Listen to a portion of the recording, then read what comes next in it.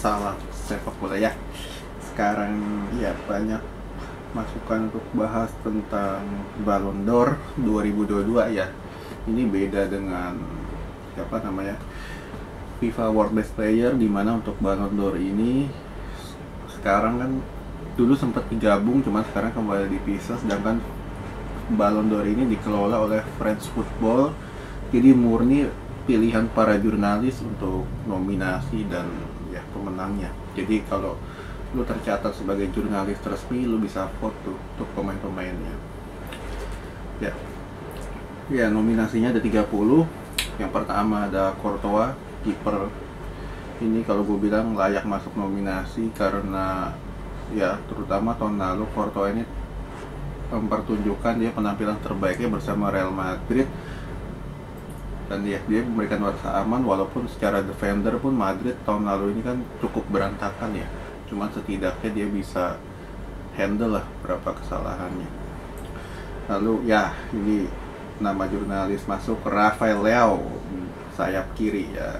Leo kalau gue dibilang masuk nominasi ya pemain ini kalau gue bilang biasa aja, nggak ada spesialisasinya juga.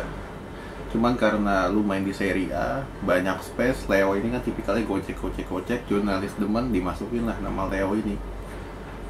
Ya, lalu Christopher Nkunku dari Leipzig. Ya, ini kan salah satu pemain Racing Star musim lalu, sempat diincar oleh MU rumornya, cuman nggak ada perkembangan. Ini pemain ini kalau gue bilang bisa jadi salah satu pemain yang punya masa depan cerah lah untuk Nkunku ini. Dia masih muda, baru 24 tahun. Mohamed Salah, 30 tahun, sangat layak masuk. Tahun lalu penampilannya juga bagus bersama Liverpool. Berapa kali juga sempat memberikan gol-gol penting juga untuk Liverpool tahun lalu. Kimmich dari Bayern Munchen, 27 tahun. Ya, ini salah satu kunci permainan Munchen ya selama beberapa tahun terakhir, di mana pemain ini kalau gue bilang salah satu gelandang terbaik lah di dunia. Dan ya Munchen beruntung punya pemain kayak Kimmich. Lalu dari Liverpool lagi ada TAA, Alexander Arnold. Ya, ini kalau dibilang sekarang back kanan terbaik ya di dunia, yang kebetulan dimiliki oleh Liverpool, salah satu yang terbaik back kanan. Secara permainan dia cukup oke, cuman beberapa pertandingan terakhir di musim ini dia agak ngeflop. Ya, sangat layak masuk juga. Robert Lewandowski, 33 tahun. Ya, Lewandowski ini kalau dibilang peaknya juga udah lewat. Peaknya ketika di tahun 2020 yang seharusnya dia menang, cuma kan nggak dapat karena di skip semua. Tahun ini masuk nominasi lagi, kan kalau bisa dibilang secara permainan pun ini orang udah jauh menurun, Lewandowski. Bernardo Silva, 28 tahun. Ya, ini salah satu gelandang juga dari City. Cuman kalau kita bicara konsistensi, Bernardo Silva ini tidak selamanya dia tampil sebagus seperti Kevin De Bruyne atau Gundogan. Jadi ya agak disaksikan juga kenapa dia masuk. Vinicius Junior, Real Madrid, sayap kiri. Ya, ini kalau dibilang sekarang kan salah satu komoditi andalannya Madrid ya. Cuman kalau kita bicara konsistensi pun Vinicius nggak sekonsisten itu. Jadi dia tampil keluar kalau misalkan ada Benzema. Jadi adalah senior yang nopang ya. Sedangkan kalau nggak ada Benzema, pemain ini nggak kelihatan juga.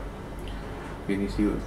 Luis Diaz, 25 tahun ya. Tahun lalu tampil cukup oke selama 6 bulan di Porto, lalu ditransfer ke Liverpool 6 bulan. Ini pemain punya etos kerja yang cukup bagus, dan ya tipikal sayap kiri murni lah, yang suka kasih crossing segala macam.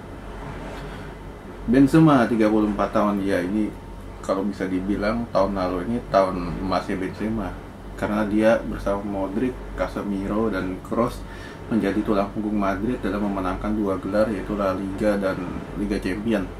Cuman ketika kita bicara Benzema, tahun lalu Benzema ini tidak butuh banyak peluang untuk bisa cetak gol. Dia mampu memimpin rekan-rekan mudanya seperti Rodrigo, seperti Vinicius, lalu ada di apa masih ada ya pemain muda lain. Jadi kalau gue bisa bilang Benzema sangat layak menang untuk tahun ini. Fabinho 28 tahun, ya ini salah satu pemain kuncinya Klopp.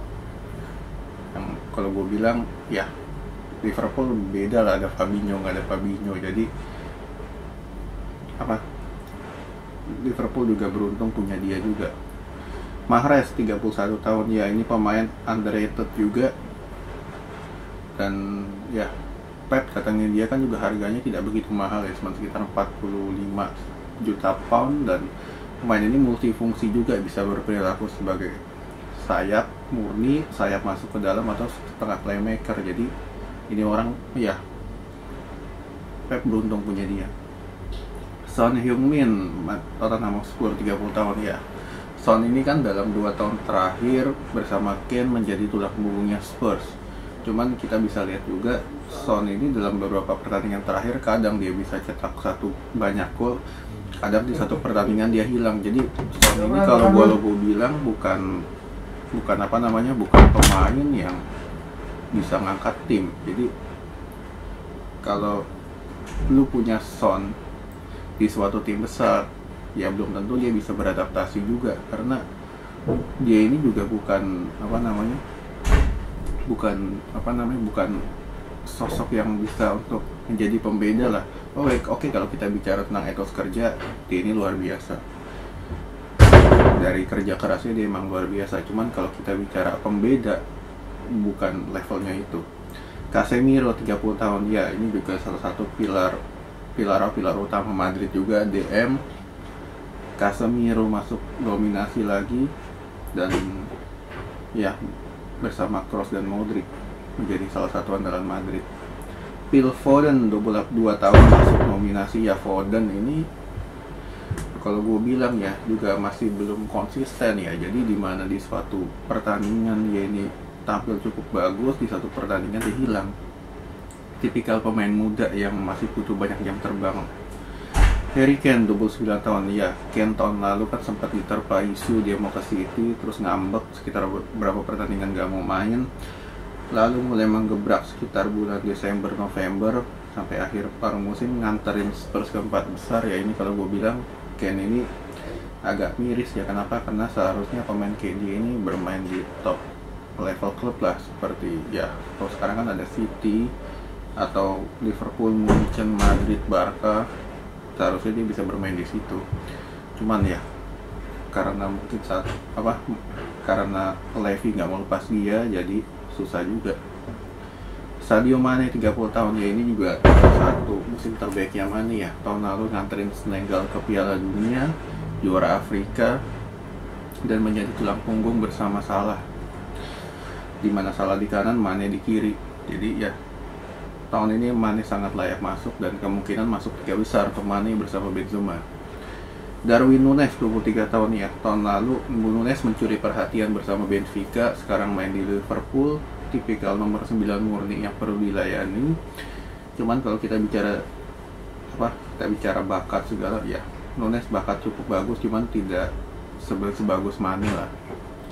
Mike Maignan 27 tahun, tahun lalu menunjukkan bahwa ia sudah menemukan pengganti Donnarumma, yaitu Maignan. Pemain underrated juga, didatangin juga dengan harga nggak mahal, sekitar ya 12 atau 14 juta euro. Langsung menjadi kiper utama, memberikan rasa aman di gawang Milan. Jadi cuman karena ya Milan ini kan back-backnya kan katro ya, jadi di Liga Champions juga nggak bisa bicara banyak. Dan Maignan kemungkinan besar sangat lebih bagus ketimbang Lloris untuk kiper utama Prancis tahun ini. Kevin De Bruyne 31 tahun kembali masuk nominasi. Kevin De Bruyne ini selama 5 tahun terakhir ini penampilannya konsisten banget, menjadi tulang punggung. Sekarang udah usia 30 tahun tidak menunjukkan penurunan performa.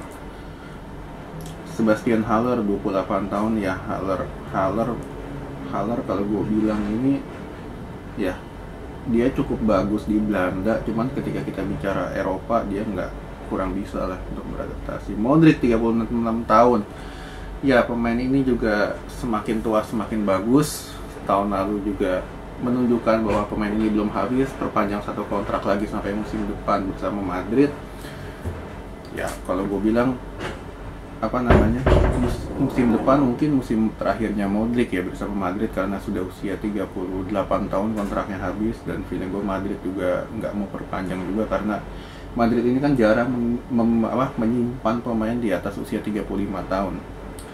Ya mungkin Madrid akan menikmati lah sisa karirnya dia. Ronaldo 37 tahun, masuk tahun lalu, dia bergabung dengan United, menjadi tulang punggung juga bersama De Gea, menjadi goal getter. Cuman Ronaldo sekarang kan lebih tipikal finisher ya, jadi kita nggak akan lihat Ronaldo gocek dari depan ke belakang, tengah. Cuman Ronaldo secara finisher masih luar biasa ya. Cuman kita bicara untuk peluang segala macam ya, feeling gue Ronaldo juga nggak masuk 3 besar. Rudiger 29 tahun ya. Rudiger ini sayang ya, seharusnya dia tahun lalu ini 2 musim lalu bersama Chelsea di Tuchel ini cukup bagus, dan tahun lalu juga konsisten juga. Cuman Chelsea nggak mampu mempertahankan dia karena ya dia minta gaji yang lebih gede, dan dia pengen ke Madrid juga, dan Madrid beruntung dapetin dia secara gratis.